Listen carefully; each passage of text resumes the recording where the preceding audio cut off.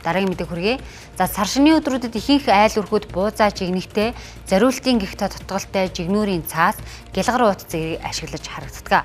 Гэвч олон дахин хэрэглэснээр эрүүл мэндэд сөргөнлөө үзүүлдэг байна. За тодруулбал мэрэгжлийн ялтын ерхий газрын төв лабораторид хийсэн шинжилгээгээр жигнүүр дээр дэвсдэг гялгар уутыг нэг хэрэглэхэд 20% нь мянгаар бохирлогдсон. 10-аас 15% нь гидсний сахунцар үүсгэх нянтай гэх дүн гарчээ.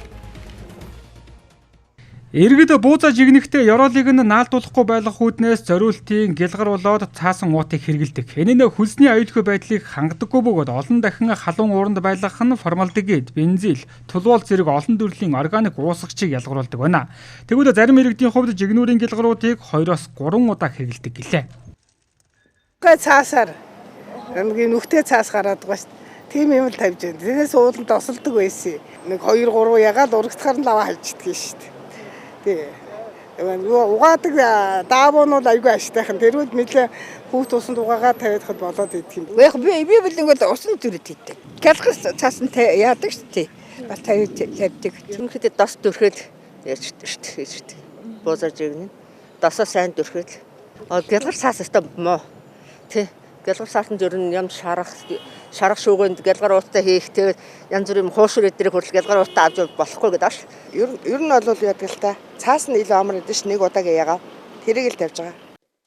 За гялгар уутанд фоли, этилийн гих бодис байдаг бөгөөд энэ нь хүний биед сөрөг нөлөөтэй. Үүний оронд жигнүүрээ тослох нь хамгийн зөв арга гэдгийг мэргэжлүүд сануулж байна. За тос нь гадаргуугийн идэвхтэй бодис учраас хангалттай хамгаалт болдог байна. Түүнчлэнгээ жигнүүрийн зориултын цаасч гялгар ууттай адил материалтай тул анхаарах хэрэгтэйг мэргэжлүүд зөвлөж байна. Тэгэхээр нэг удаагийн гялгар уут ингээд буусны одоо жигнүүрт дэвсгэн энэ нь нөгөө хүнсний зориулттай ш нэгдүгээрт.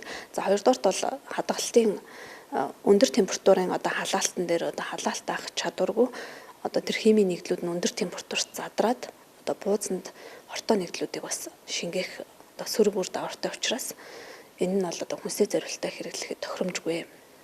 Тэгэхээр өөр нэргэд жигнүүрээ бол одоо яг тийм тосоор тослоод хэрэглэх нь л одоо эрүүл мэндийн хувьд бол илүү тохиромжтой. Ахин дахин хэрэглэх маань эргээд харин олон дахин нөгөө дулааны боловсруулалт ингээд өндөр температурт орсноороо энэ эргээд нөгөө хүний биедээ сөрөг нөлөө үзүүлэх бас эрсдэл бий болж байдаг. Тэгэхээр нэг удаагийн одоо хүнсний зориултуудыг нэг л удаа ашиглах зориултаар нь хэрэглэх хэрэгтэй. За шинжээчдийн зүгээс буузаа жигнэхтэй гялгаруут ашиглахгүй байх, жигнүүрээ тосолж байхыг зөвлөж байна. Гялгаруутыг халуунд хүнсний бүтээгдэхүүнтэй хамт хэрэглэх нь зөв бус бөгөөд зөвхөн савлах зориулттай гэдгийг анхаарууллаа.